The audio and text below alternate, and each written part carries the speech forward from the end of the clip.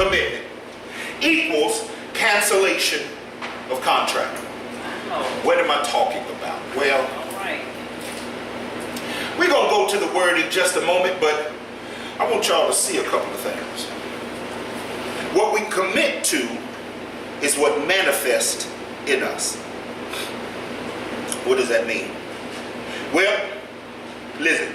If you commit your mind to always watching violence on TV, what can I expect you to respond to anyone in? Violence. I'm glad you understand that. It's a simple equation. If you commit your mind to always looking at the TV shows that will show you how couples break up, what can you expect to happen in your own relationship? Okay. I'm just telling you, I'm trying, because if you notice, TV has now fashioned itself to show people exactly what they don't want to happen. Think about it. Cheaters. That ain't what you want to happen, but you get a kick out of watching other folk get caught. Then when it happened to you, your mouth is gaped open. Why? You planted the seed. This is what you committed your mind and your heart's efforts to, is watching this silliness on TV. Yeah. So then it manifests itself inside of your own relationship. How'd that happen, Lord? Well, that's what you committed to. What you commit to is what's going to manifest. I'll show you in the word. Deuteronomy 28. Yes. 2 through 13. The benefits of God come in a contract of dedication, servitude, submissiveness.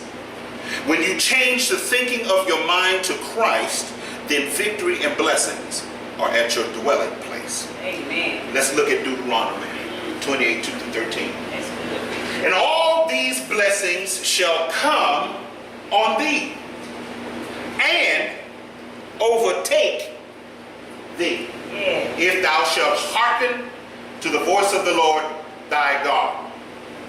I guess I should ask, is God your God? I mean, because if he ain't your God, this sermon ain't going to make no sense to you, but come on now. I hope he's God. Amen. Blessed shalt thou be in the city. Everybody know that. You know, Fred Hammond came out with this song. We blessed in the city. We're blessed in the city. You know, came out with that song. Everybody loved it. Woo! All the church folk got on. There's an obligation to this.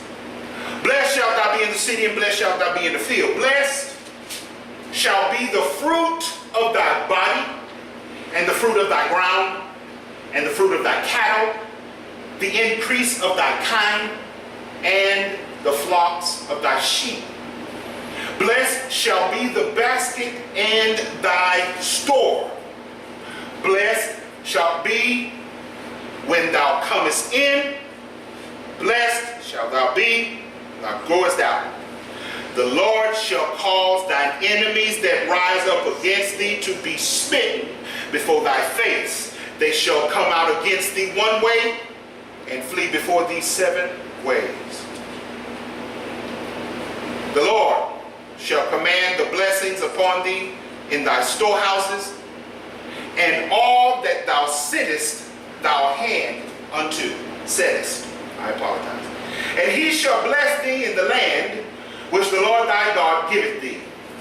And the Lord shall establish thee a holy people unto himself, as he hath sworn unto thee, if thou shalt keep his commandments of the Lord thy God. Keep his commandments. Keep his commandments. Keep the commandments of the Lord thy God. Keep his commandments.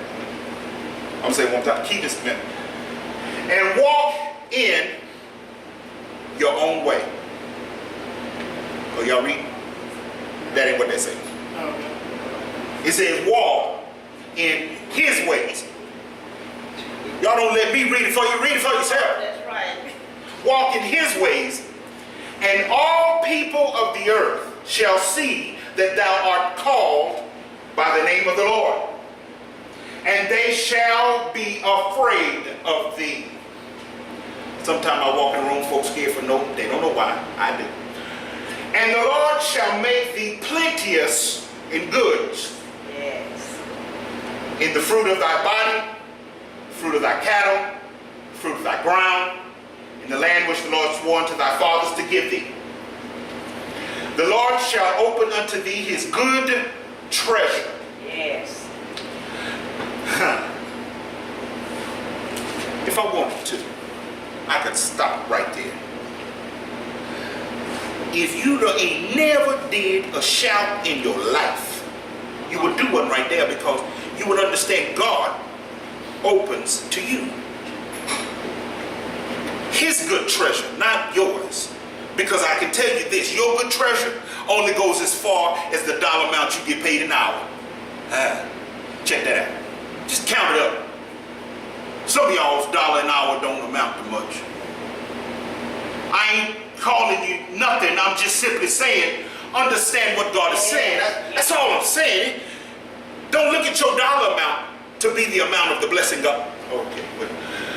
The heaven to give the rain unto the land in his season, and to bless all the work of thine hand. That's your hand, not mine. And thou shalt lend unto many nations, and thou shalt not borrow.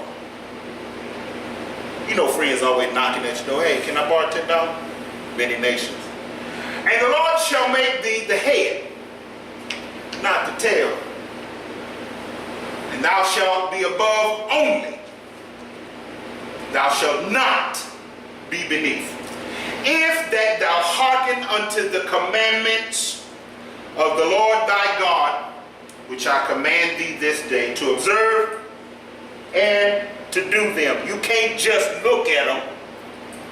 You can't just sit there and tell me I go to church every Sunday. What does that mean to me? Your attendance record is high? So what? When you go, are you listening? Is the lifestyle the preacher preaches one that you live? Is it one that you can say, I'm committed to God? Now, everybody in here can raise their hand on this one. How many folks want the blessings of God? I'll put up 2. I'm committed to that. My man, that's what I'm talking. Everything I can raise up stands up. Well, if you're committed to the blessings of God and you want the blessings of God, the benefits, how much can God count on you? It's a two-way street. Reciprocity is something that God says, all right. First of all, never underestimate or never think that God didn't give to you first. For God so loved the world, he gave his only begotten son. So he gave to you first. Quit playing. That whosoever should believe him. All right. So then God says, hey, let's start this communication thing going. You give, I give. But when I give pressed down, shaken together, and running over. Now you give because you predetermine in your heart before you come to the house of God or before you enter into any kind of relationship with anybody, you predetermine in your heart what you want to give. That's right. You got $500 in your wallet. You get to the house of God, you pull out a 5. Quit playing with me. Why you do that? But then when you want from God, God open up the windows of heaven. What? Well, did you open up yourself to me? Well, God, you know I had a bill to pay. Okay, I'll excuse that. When the church needed someone to clean it, did you go? Well, God, I didn't know I could do that.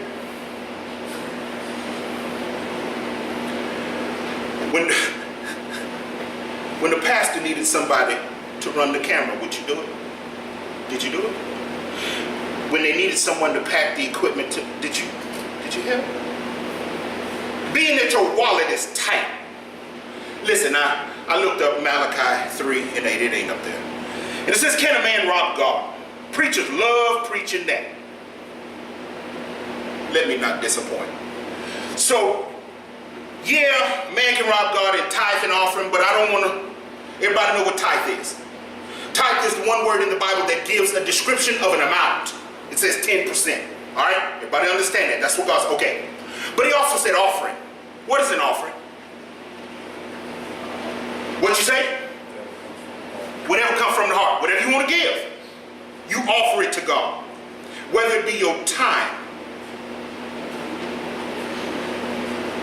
A sacrifice of time is great. Trust me when I tell you that, because that sacrifice of time can come at 2 o'clock in the morning. I've been done that way. God said, get up. What? Get up. Why? Pray. For who? I did it. And he gave me the name of my own cousin. She still don't know this to this day. She might now, but she still don't know this to this day. I got up and I prayed and I said, God, I knew something was bothering her and she has lupus and some other stuff wrong with her. And God said, because you sacrificed your time to get up and pray, the death angel passed over her, huh? Whoa, it was heavy on me. It was heavy on me because I stood in the gap and didn't even know I was doing it. Because God knows what he's doing when you don't even know God is up to something. He's always up to something. Your mind is the only mind that stops. God's doesn't. It continues. Your mind will slow down and get to a point where you just leave stuff alone. If you let it. That's the peace of God that passes all understanding, because he can take what you're thinking about, what you're pondering on, and already have it figured out if you just let it. We folk, church folk, all we want to hold on and figure it out, but still. Listen, all these things that Deuteronomy mentions, blessed in the city, blessed in the field, your cattle, your store, the products in your store. You say, well, bro, preacher, I ain't got a store. You got a house, an apartment. You have a residence where you live. Everything in it becomes blessed because you've committed to the relationship with you and God. Yes. If you commit to that relationship, you begin to set things in priority, because now the movies ain't so high on the list now. A baseball game ain't so high on the list now, because it cuts into, listen, if I could get people to understand one important factor, and I wish I had some more folk in here to preach to, because some folk deal with this on day, but listen, I have things that come up in my life that seem to be important, but they fall on the day I go to worship. You just got knocked to the back of the line. I'll let nothing separate me from the love of God. Nothing. When I'm feeling good, when I'm feeling bad. Why? Because when you feel bad on one of them cold, wintry evenings, but the football game is good, I will see you in the stands in a blanket covered up. But then when it comes to the house of God, I don't feel good. Where's your commitment? Come on. What? Are you committed? Yes, Lord. You can commit to everything. You be on time every day for work. And for those of you who are not on time for work, don't go there with me. You should be. But you go to work on time every time you're supposed to be there. When it comes to the house of God, where they at? What time you start? Where these people at? Come strolling in here late. Your commitment is a little tweaked off. Just a little bit. You got to tighten it up. Yes. You expect greatness from God. He said you'll be blessed in the field and in the city. Everything you put your hand to is blessed. You want that. You want God to open up everything in heaven unto you. You don't want any of your blessings not being poured out to you. But yet still, you take every opportunity you given to miss God. You are afforded multiplicity of times to come to God. Did I say you have to come to the house of God? It is good for you to do so. Please don't get that twisted. But then you don't say, well, God, I'm giving you what? Wait a minute. Let me show y'all something. Some folk believe, every Saturday, every Sunday, whatever day you go to church on, I give that to you, God. Ain't that enough? 6 of the days of the week, I let you breathe. You really gonna ask me that question? I tell you what, pick a day. What, God? Pick a day. What you mean? Since you giving me one, I'll give you one. Pick one. What's gonna happen that day? Wait and see. Huh? Wait and see. If I decide that day not to show up, what happens to you? Come on now. If I decide that day not to go, and you stop breathing, what happens? Well, an ambulance comes and they uses the shock paddles, God. They shock me back to life. What if your phone broke? What if there's no other opportunity but me? What you gonna do?